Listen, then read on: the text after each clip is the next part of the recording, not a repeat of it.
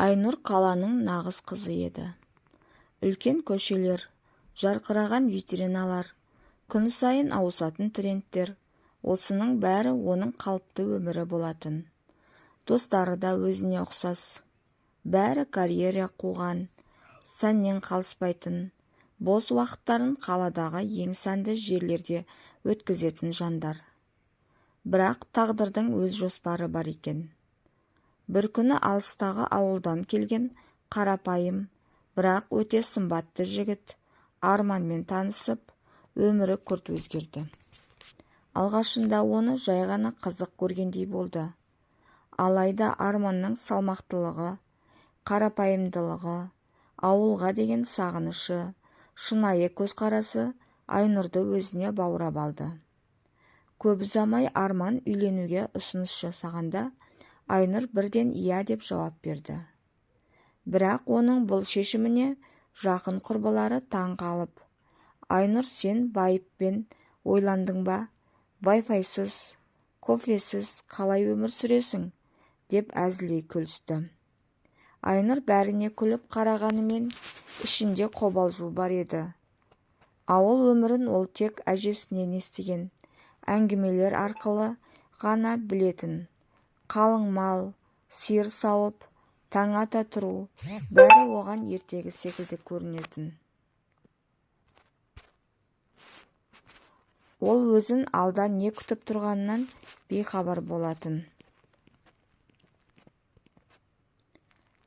Айнұр махаббатқа мас болып, ештеңені ойлауға мұршасы келмеді. Арманның қолынан ұстап, ауылға қарай жол тартқанда, жүрегі қуаныш пен қобалжуды қатар сезінді. Қаладағы шуылдақ өмірден алыстап, беймәлім ауылға бет алып бара жатқанына сене алмады. Алып қашу дегенді ол тек кинодан көріп, құрбыларымен әзіл ретінде ғана ойнайтын. Бірақ дәл қазір, дәл осы сәтте ол соның ішінде де еді. Арманның көлігі ауылға жақындаған сайын Айнұрдың ойы сан-саққа жүгіре берді.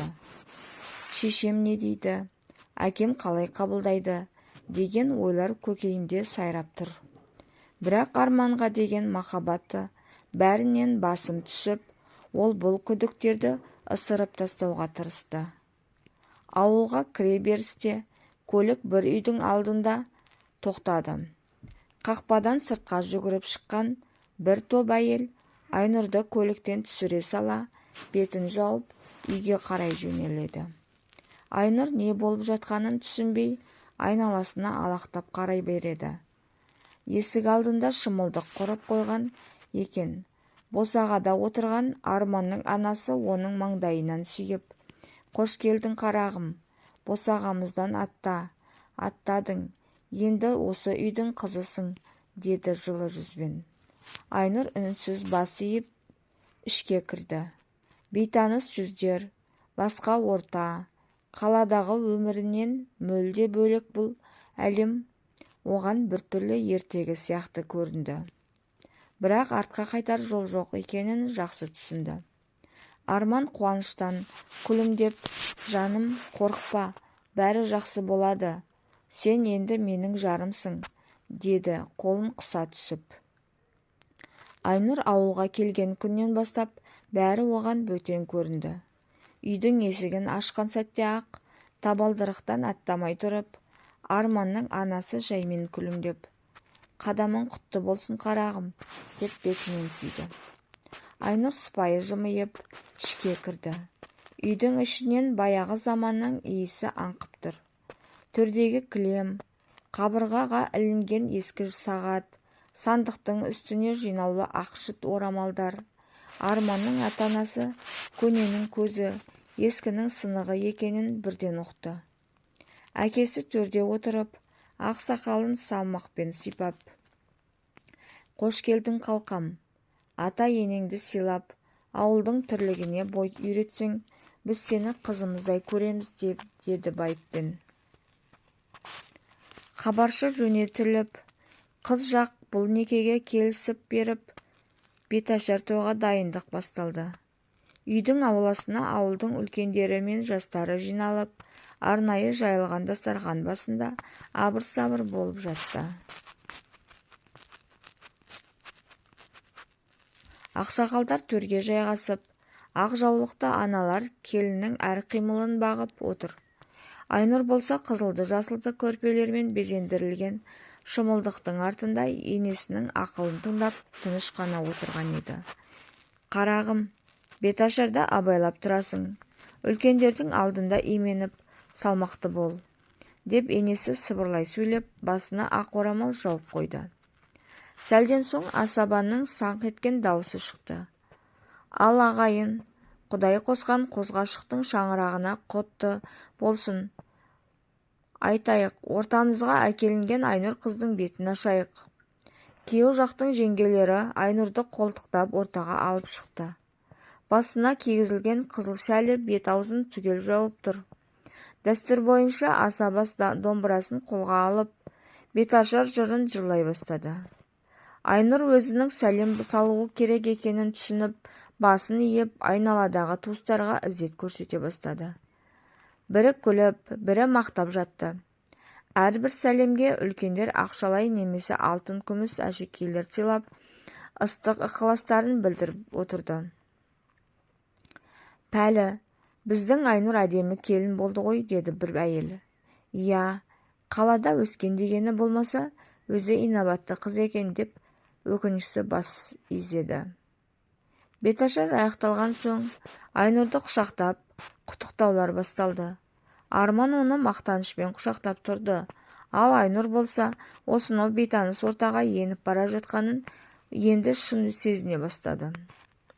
Енесі қолынан ұстап, жай ғана, «Жарайсың қарағым, бәрі жақсы болады», деді күлімсіреп.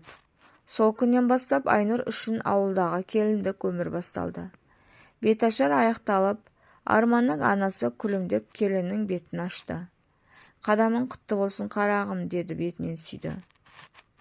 Айнұр сыпайы жымиып ішке кірді.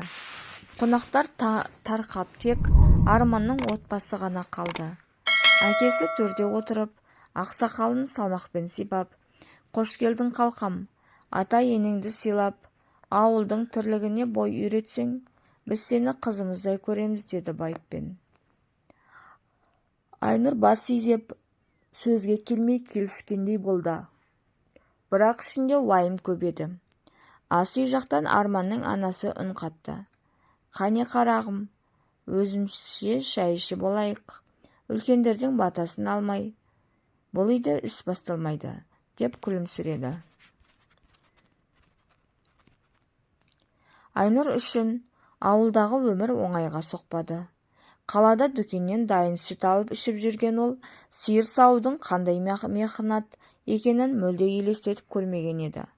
Таңның атысымен енесі есік алдына шығып, «Қарағым, тұршы, сиырды сауатын уақыт болды», деп жұмсақ дауыспен шақырған сайын Айнұр көрпеге орана түсетін. Қазір барамын», деп айқұлы ояу жауап бермегенімен орнынан тұру қиын еді. Бірақ амалсыз енесінің артынан еріп қораға қарай беттейтін. Сиырдың қасына келгенде оның үлкен қара көздері мен салмақты тұрқы Айнұрды одан сайын шошытты. «Ал мынаны ұстап көр», деп енесі қолына шелекпен жіп ұстатты. Айнұр именшектеп отырып сиырдың желін ұстауға бойда шошып кетті. «Апау, мынау жыбырлап тұр ғой», деп шегіне берді. Енесі келіп, «Жыбырламайтын қайда, саумасаң ол да адам сияқты ренжиді», деді. Қинала жүріп сиыр сауды үйренбек болғанымен, қолы тез алып талып сүт шелектің түбін әрең жапты. Осы кезде енесі басын шайқап, «Қарағым, үйренесің, асықпа», деп сыбырмен қарап өзі іске кірісіп кетті. Ауылдағы ауыр тірліктің мұнымен бітпейтінін Айнұр келесі сәтте ақ ұқты. Үйге кірген бойда отын жағып самауырға шай қою керек, бірақ от жағудың өзі оған үлкен сынақ болды. Қолына оттық алып, отынның астына қағаз тығып тұтатпақ болғанда, түтін бұрқ етіп бетіне қарай ұрып, көзі жасаурап кетті. Қап, мынасы не деген қиын еді, деп мұрнын тартып тұншығып қалды.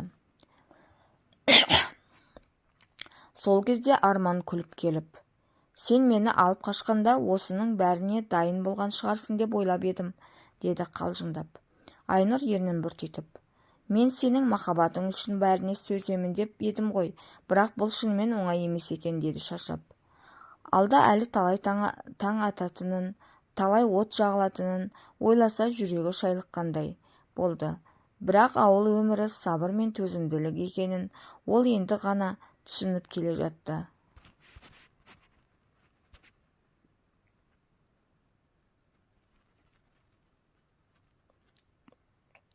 Арман ауылдың мектебінде мұғалім болып жұмыс істейтін.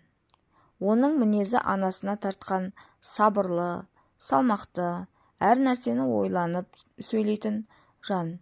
Айнұр оның осы қасиетін сүйетін, бірақ кейде дәл осы салмақтылығы өзінің қалай өміріне деген сағынышын еске салып қынжылтатын.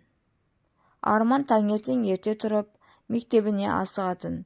Айнұр көзін ашса сала оның темірдей тәртібіне қайран қалатын.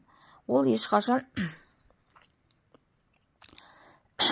асып саспайтын, бәрін рет-ретімен жасайтын. Бірде таңғы шай үстінде Айнұр күлімдеп, Арман, сен шынымен ауылдың адамысың ғой. Қалада сенің бұл салмақты мінезіңді түсінбес еді, деді.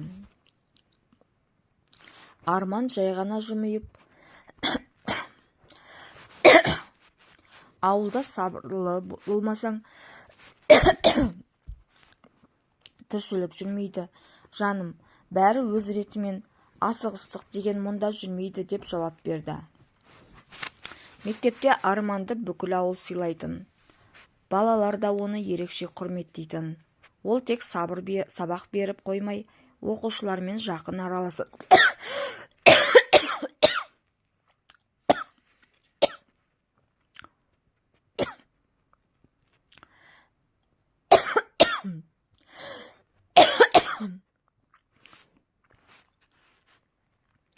әрбірінің болашағына алаңдайтын.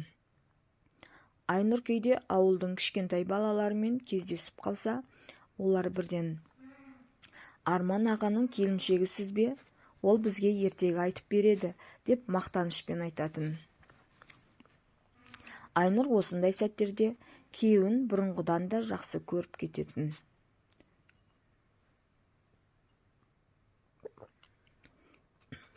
Бірақ оның ауылға деген махаббатын толық түсініп, өзін бұл жерде бөтен сезінбеу үшін көп уақыт керек екенін іштей сезетін.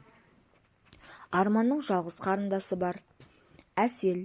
Ол ауылдағы өмірді ұнатқанымен қалаға оқуға кетіп, анда-санда ғана ауылға келіп тұратын.